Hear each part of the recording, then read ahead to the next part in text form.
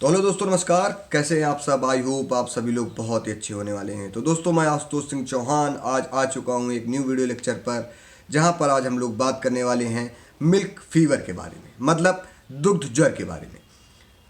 ये बात आज करना इसलिए ज़रूरी है क्योंकि ये समय बहुत ही ज़्यादा पशुओं के लिए दिक्कत भरा है।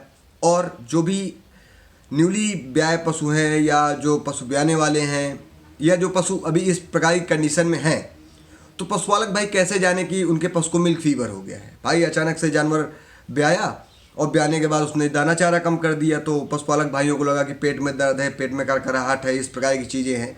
तो क्या है मिल्क फीवर, कितना गंभीर इसके परिणाम हो सकते हैं, इससे कैसे हमें बचाव करना चाहिए और क्या क्या हमें सावधानियां रखनी चाहिए, और किन किन पशुओं में ये मिल्क फीवर देखने को मिलता है। तो आज हम इन सभी बातों में बात करेंगे। तो बिना देरी किए हुए स्टार्ट करते हैं कि व्हाट इज मिल्क फीवर, मतलब दुग्ध ज्वर क्या है। तो देखिए दोस्तों, मिल्क फीवर को कहा गया है पर्टुइन पैरेसिस, या हम लोग इसको कह सकते हैं कि हाइपोकैल्सीमिया। मतलब क्या हो जाता है कि पशुओं के ब्लड में, मतलब पशुओं का जो रक्त होता है उसमें जो कैल्शियम का लेवल होता है वो कम हो जाता है। अब वो कई वजह हो सकती हैं उसके पीछे।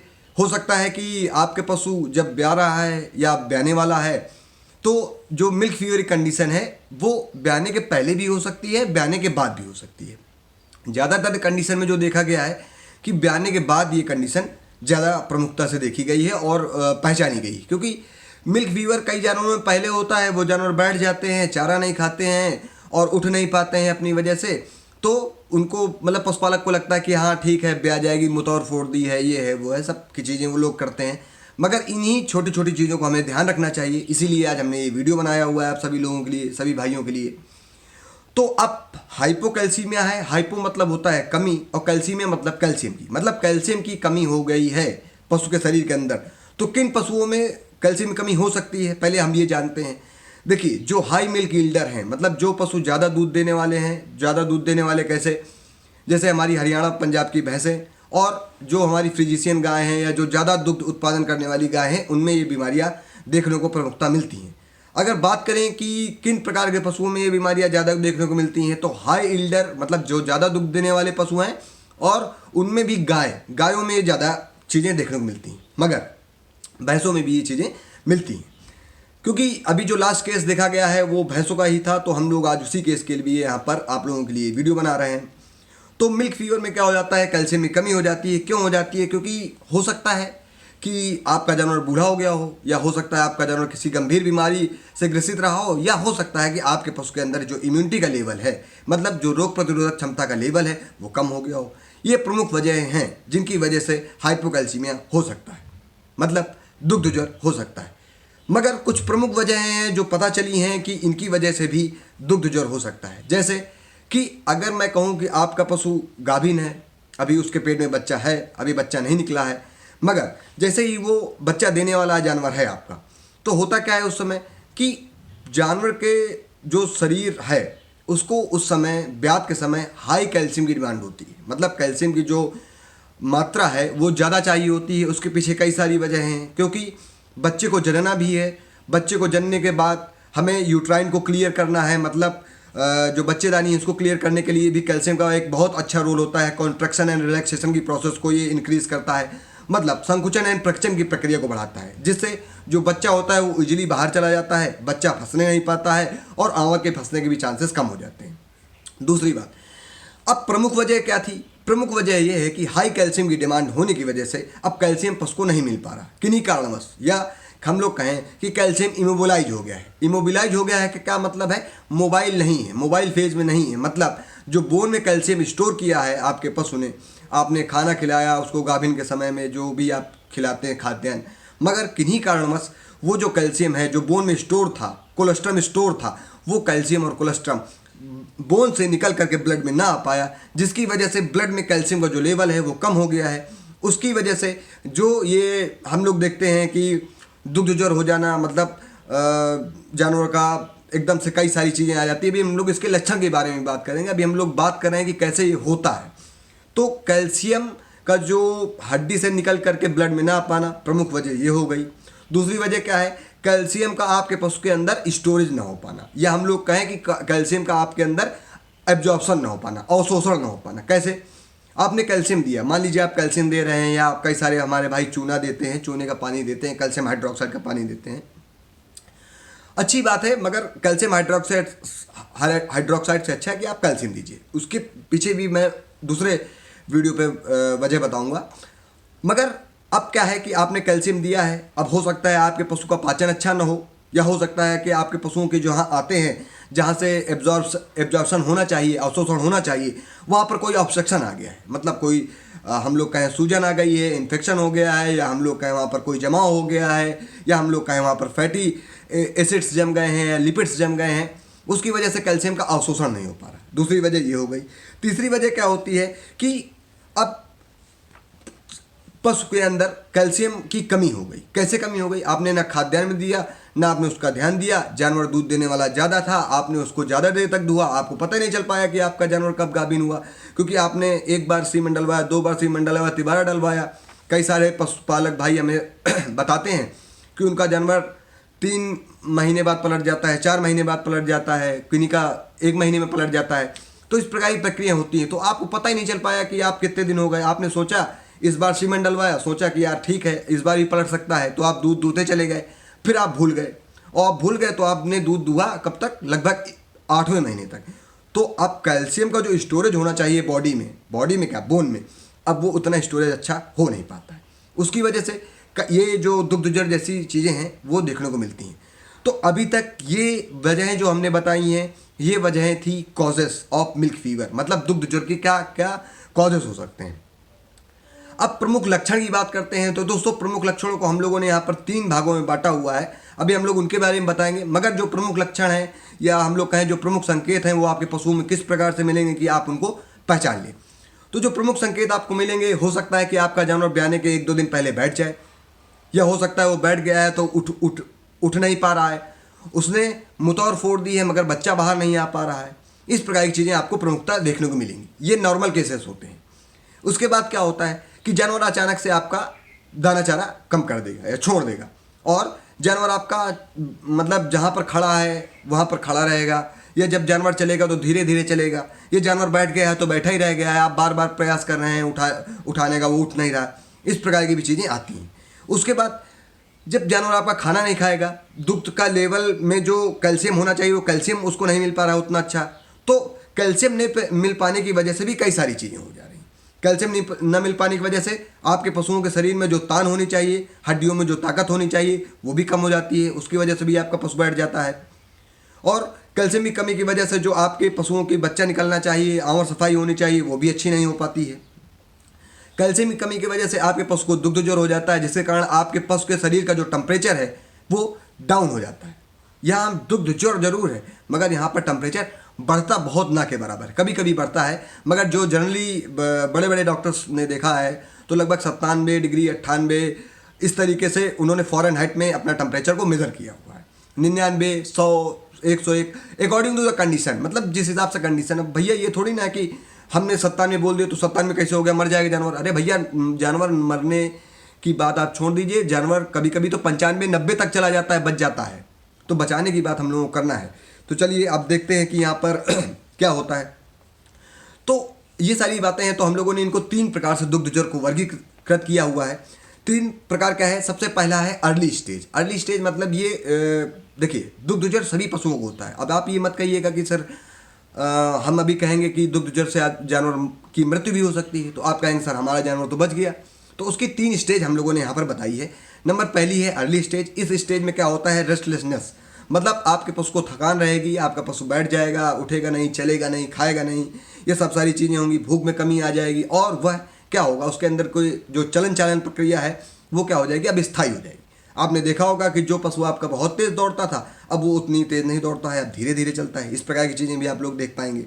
उसके बाद हम लोगों ने जो दूसरी स्टेज ली हुई है वो क्या है, थोड़ा सा और गंभीर है, मतलब अर्ली स्टेज से थोड़ा सा गंभीर है। अर्ली स्टेज में आप जाएंगे तो डॉक्टर साहब को दिखाएंगे, तो थोड़ा 12 रुपया लग जाएगा। या अर्ली स्टेज में आप खुद से ही कैल्शियम का कोई फीड सप्लीमेंट लेकर के अपने पशु को मेंटेन कर सकते हैं। मगर फिर उसके बाद क्या आती है, इंटरमीडिएट स्टेज। इंटरमीडिएट स्टेज में क्या होता है कि आपका पशु कमज़ोर होना शुरू हो जाएगा। दाना चारा एकदम कम हो गया है, तो अब उसका फैट जो है, अब वो फैट क्या होगा, बर्न होना शुरू होगा। तो कई जगह पे ये देखा गया है कि जानवर का जो एक्सेसिव फैट है, मतलब जो जानवर का जो वसा है जो उसके शरीर में पशुपालक भाइयों ने हमारे खिला खिला कर एकत्रित किया हुआ है, अब जब कैल्शियम का लेवल कम है, भूख लग नहीं रही उसको, चारा वो खा नहीं रहा, तो जो वसा स्टोर है अब वो वसा टूट टूट करके क्या होगा, अब वो वसा कीटोन बॉडीज में बदलेगा, क्योंकि अब ब्लड को चाहिए एनर्जी और जानवर के शरीर को एनर्जी चाहिए। तो और जानवर आपका भुखमरी में भी चला गया है, हार्वेस्टिंग में भी चला गया है। तो इसकी वजह से कई सारे पशुओं में देखा गया है कि कीटोन बॉडीज भी पेशाब में देखने को मिली हैं। चलिए उसके बाद फिर क्या है, इसके बाद इंटरमीडिएट स्टेज में आपके पशुओं में आप देखेंगे कान ठंडे पड़ गए हैं, और देखेंगे कि उसकी जो पल्स है, मतलब जो उसकी नस आप देखेंगे बाई साइड पे जुगुलर वेन की तरफ, या और भी कई जगहें होती हैं जो डॉक्टर लोग हैं वो सब जान जाते हैं, तो उसकी जो पल्स है वो वीक हो जाएगी। मगर कभी कभी क्या होता है कि पल्स हाई भी हो जाती है। तो ये दोनों कंडीशन हो सकती हैं। उसके पीछे भी वजह है क्योंकि कभी कभी पशु दुग्ध ज्वर में जाने के बाद शॉक में चला जाता है, उसकी वजह से भी उसकी मृत्यु हो जाती है। तो ये सारी चीज़ें भी हम लोगों को यहाँ पर समझनी चाहिए।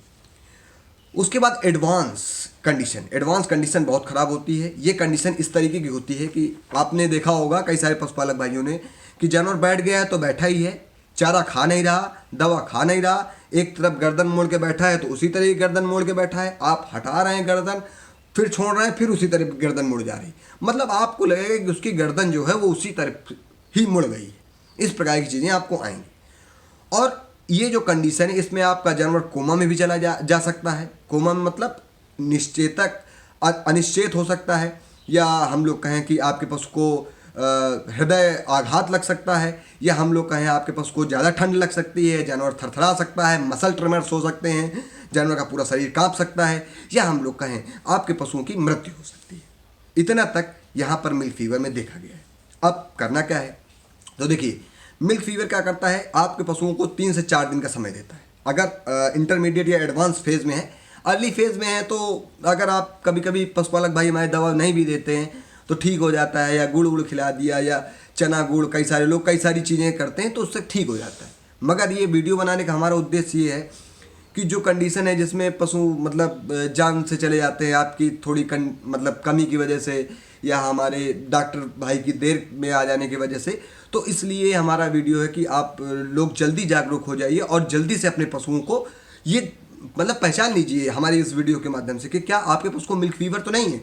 अगर आपको लग रहा है इस प्रकार के सिम्टम्स हैं तो आप तुरंत डॉक्टर साहब को बुला करके उनसे ट्रीटमेंट करवाइए। जनरली ट्रीटमेंट में जो हमारे डॉक्टर बंधु चलाते हैं वो कैल्शियम बोरोग्लूकोनेट चलते हैं, मगर जब एडवांस कंडीशन होती है तो फिर वहाँ पर कैल्शियम बोरोग्लूकोनेट के साथ में मैग्नीशियम सल्फेट का भी जो सोल्यूशन होता है, मतलब मैग्नीशियम मतलब माइफेक्स वाला सोल्यूशन चढ़ता है। इस प्रकार की चीज़ें होती हैं। और भी डॉक्टर भाई हमारे कई प्रकार के इंजेक्शन देते हैं कि उनका टेम्परेचर मेंटेन हो जाए, उनकी भूख आ जाए, उनकी आवर सफाई हो जाए, उनका पेट साफ हो जाए, पेट में दर्द कम हो जाए। इस प्रकार की जो भी चीज़ें हैं जो भी डॉक्टर डायग्नोज करते हैं वो सारी चीज़ें वहाँ पर डॉक्टर उनको देते हैं। अब क्या ये दुग्ध ज्वर सभी को हो सकता है? हाँ, दुग्ध ज्वर किसी को भी हो सकता है। जिन जिन भी पशुओं को मैंने बताया हुआ है, तो उन पशुओं को बचाने के लिए आप क्या कर सकते हैं, तो उन पशुओं को बचाने के लिए आप लोग कर सकते हैं कि आप लोग अपने पशु को गाभिन गर्भधारण जब हो जाए उसके पशु का, तो 6वां महीना लगभग जब आ जाए कायदे से, तो जब गर्भधारण हो जाए तो 4थे महीने के बाद से ही कैल्शियम की थोड़ी थोड़ी डोज देना चाहिए। आप लोगों ने देखा भी होगा कई रूप में आप लोग कैल्शियम को देते हैं। जैसे कैल्शियम में जैसे कई सारे लोग जेल देते हैं, मतलब नार वाला कैल्शियम देते हैं, कई सारे लोग डिब्बा वाला कैल्शियम देते हैं, कई सारे लोग पाउडर वाला कैल्शियम देते हैं, कई सारे लोग मिनरल मिक्सचर वाला कैल्शियम देते हैं, और कई सारे लोग कैल्शियम हाइड्रोक्साइड का मिक्सचर देते हैं, और कई सारे भाई हमारे कैल्शियम का इंजेक्शन या कैल्शियम का इन्फ्यूज़न चढ़वा देते हैं। तो ये तो रही वजह। मगर अगर एक आइडियल बात की जाए कैल्शियम देना चाहिए, कितना देना चाहिए, तो हाँ दोस्तों, कैल्शियम आपको देना चाहिए लगभग 50 ml आपके पशु को देना चाहिए। कैल्शियम देने से कोई नुकसान नहीं होता है। Calcium is a anti ballistic missile, मतलब सर्दियों में गर्मी मतलब सर्दी नहीं लगने देगी, गर्मियों में गर्मी नहीं लगने देगी। और भैया मिल्क फीवर हो जाएगा तो हमने बताया बच्चा फंस जाएगा, आंवर फंस जाएगा, जानवर चला जाएगा, जानवर मर जाएगा, तो आपको क्या लगता है वो जानवर दूध देगा? भैया दूध नहीं देगा, वो दूध कम हो जाएगा। तो इसलिए ये भी बात बहुत ज़रूरी है कि आप अपने पशु को बीमार न होने दें, बीमारी से पहले ही आप उसको ट्रीटमेंट कर लीजिए। चलिए अच्छा ठीक है। अब सपोर्ट में क्या कर सकते हैं भाई? डॉक्टर साहब आए, डॉक्टर साहब ने अपना जो भी ट्रीटमेंट किया, मान लीजिए आपके पशु को दुग्ध ज्वर हो गया, अब आप कैसे अपने पशु को सपोर्टिव थेरेपी दे सकते हैं? क्या डॉक्टर साहब की ही सारी जिम्मेदारी है? क्या डॉक्टर साहब की ही दवाएं केवल जिम्मेदार हैं आपके पशु को ठीक करने के लिए? नहीं, कुछ आप भी अपने पशुओं को जिम्मेदार हो करके अपने पशुओं को ठीक कर सकते हैं। तो उसमें आप क्या कर सकते हैं, आप उसे अच्छा राशन दे सकते हैं, बीमारी के समय पर अच्छा दीजिए। भाई पशु को भूख नहीं लग रही तो आप थोड़ा सा महंगा दे सकते हैं। भाई जानवर चारा कम खा रहा है, आप आटा 1 किलो देते हैं, 2 किलो देते हैं, तो 1 किलो आटा 2 किलो आटे में जितना भी रुपया बन रहा है, 40 रुपया, 60 रुपया, 100 रुपया, जितना भी बन रहा है, आप जितना भी राशन दे रहे हैं, तो उसमें उस प्रकार का उसको राशन दे दीजिए। जैसे गुड़ है, चना है, इस प्रकार की जो भी चीज़ें आप दे सकते हैं दे दीजिए। क्यों, आपके पास कम से कम खाए तो खाना तो स्टार्ट करे, उसकी जो मेटाबॉलिज्म कंडीशन है वो तो ठीक हो जाए। क्यों? क्योंकि भैया ये मेटाबॉलिक डिसऑर्डर ही है, मतलब चय अपचय की प्रक्रियाओं की खराब होने की वजह से ही ये जो है मिल्क फीवर जैसी कंडीशन आई हैं। मतलब पाचन अच्छा नहीं था, इसीलिए ये चीज़ें आई हैं। तो आप चना, गुड़, ये सारी चीज़ें दे सकते हैं। उसके अलावा आप ये भी प्रयास कर सकते हैं कि आपके पशु जहाँ पर बैठा हुआ है, भाई बैठ गया है ना मिल्क फीवर में, तो उसको चोट ना लगे। तो चोट ना लगने के लिए आप उसकी थोड़ा साफ सफाई, कुछ लोगों का सहयोग ले सकते हैं। हमने देखा है कई सारे लोगों के पास व्यक्तियों का अभाव होता है तो वो अपने पशुओं को घसीटते हैं, जिसके कारण उनको इंजरी लग जाती है। तो इंजरी को मेंटेनेंस करने के लिए भी उनकी जो ऊर्जा है वो व्यर्थ हो जाती है, जिसकी वजह से भी आपके पशु को ठीक होने में थोड़ा टाइम लग जाता है। या ठीक तो हो जाता है आपका पशु, मगर आपका पशु उस कंडीशन में नहीं पहुंच पाता है, या हम लोग कहें कि आपका पशु थोड़ा देर में ठीक होता है या नहीं ठीक होता है, इस प्रकार की कंडीशन आ जाती है। फिर उसको क्या करना है, वार्म कंडीशन में रखना है, मतलब थोड़ा सा गर्म कंडीशन में रखना है। मतलब जहाँ पर हो थोड़ा सा उसको आग सिखा सकते हैं आप, थोड़ा सा मतलब बोरा जो उसको ओढ़ा रहे हैं उसको थोड़ा सा गर्मा के उसको डाल सकते हैं। ये भी देख लीजिए कहीं बोरे पे पेशाब तो नहीं लग गई है, उसकी वजह से बोरा गीला हो गया है। क्यों? क्योंकि हाइपोकैल्सीमिया है, तो जानवर का टेम्परेचर ऑटोमेटिक गिर गया है। टेम्परेचर को मेंटेन करने के लिए कैल्शियम चाहिए, पहली बात तो ये है। और अगर आप टेम्परेचर को फिर गिराएंगे ठंडक लगा लगा करके, भाई पशु के पास ज्ञान नहीं है, वो ज्ञान आपको करना पड़ेगा, क्योंकि आपका वो व्यापार है, आपका वो एसेट है, तो आपको वो चीज़ें करनी पड़ेंगी। तो इस प्रकार से आप लोग चीज़ें कर सकते हैं। और उसके साथ में जो प्रमुख चीज़ें हैं जिससे आप अपने पशु को बचा सकते हैं वो ये हैं कि डाइट मैनेजमेंट आप अच्छा कर दीजिए, अच्छा राशन दीजिए, कैल्शियम का सप्लीमेंट दीजिए डॉक्टर साहब से लेकर के, या सॉरी डॉक्टर साहब से लेकर के नहीं, डॉक्टर साहब से प्रिस्क्राइब करा करके, क्योंकि डॉक्टर साहब आपको प्रिस्क्राइब करेंगे, लिखेंगे कि कौन सा कैल्शियम का जेल लाना है, कौन सा कैल्शियम का चीज़ लानी है। और उनको क्या कर सकते हैं आप, मॉनिटरिंग हाई रिस्क, मतलब उसको मॉनिटर करते रहिए। डॉक्टर साहब हमारे जानवर ने अभी ये खाया, इतना खाया, ये किया, वो किया। भाई सभी पशुपालक भाइयों का अपना अपना डॉक्टर से कांटेक्ट होता है, अच्छा कांटेक्ट होता है, तो वो लोग उनसे अपना बार बार कांटेक्ट में रह सकते हैं। तो मुझे लगता है कि ये जो मेरा वीडियो है ये भारत देश के जो भी पशुपालक भाई हैं मेरे, जिन्होंने गाय पाली हुई है, भैंस पाली हुई है, तो गाय भैंस में ज़्यादा चीज़ें देखने को मिलती हैं, भेड़ बकरियों में तो कोई लोग ध्यान भी नहीं देते। तो मेरा जो भी उद्देश्य है ये यही है कि आप अपने पशुओं को असमय मृत्यु से बचाएं, और यही हमारे जागरूकता अभियान का जो प्रमुख उद्देश्य है। तो बहुत बहुत आपका हार्दिक आभार, नमस्कार, धन्यवाद दोस्तों।